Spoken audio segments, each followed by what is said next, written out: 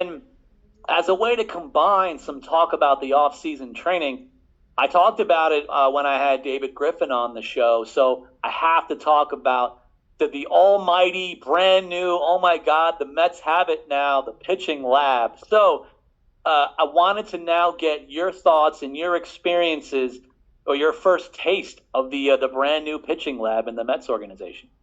Yeah, so I mean, first first reaction walking in, um, I remember just kind of being like, "Whoa, like what is this? Like what?" Because I'd never done a lab before. Um, I'd never really gotten like that high of data or feedback on anything.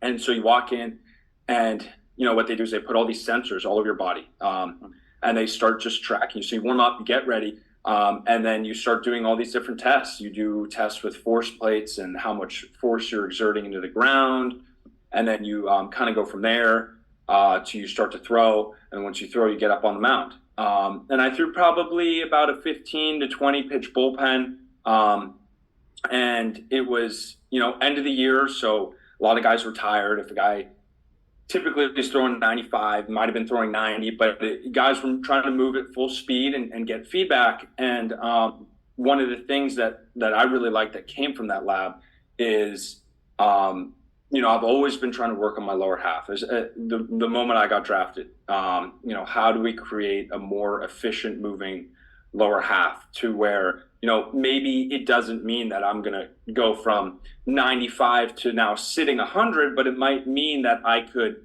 average 95 much easier, and hold it longer in outings, hold it longer throughout the season. And how can we, take stress off your arm and ultimately put it on other areas of your body? And that's one of the things that came from that lab that designed for my throwing program, designed for my plyo work, so my weighted ball throwing and training, then also designed for my weight room like work and strength work. And a lot of it is hip stability, single leg strength, mixed with flexibility and mobility throughout my hips. And I think that was really, really cool for me, because I think I've been able to make strides now of knowing what I need to do mechanically, but not knowing how to piece it together. And then now, once I have this info and communicating with the Mets, and one of the big guys has been Kyle Rogers, so communicating with him about like, okay, how do I? And quite literally, his job title is integration pitching coach, and he's helping me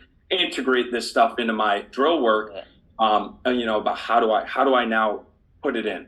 And I think it's been huge. I think it's been awesome. I'd love to be able to get back in to see, how have I improved, or what could I, tinker with. It was just a really, really cool experience. And I think it's going to be huge. I think it's going to be, especially the people working as well, knowing what they do about, biomechanics and everything. I think it's going to be one of the things that helps to continue to separate Mets player development, especially pitching development, from other orgs, but also necessarily do it our own way, do it the Met way. So, yeah, it was a very, very cool experience.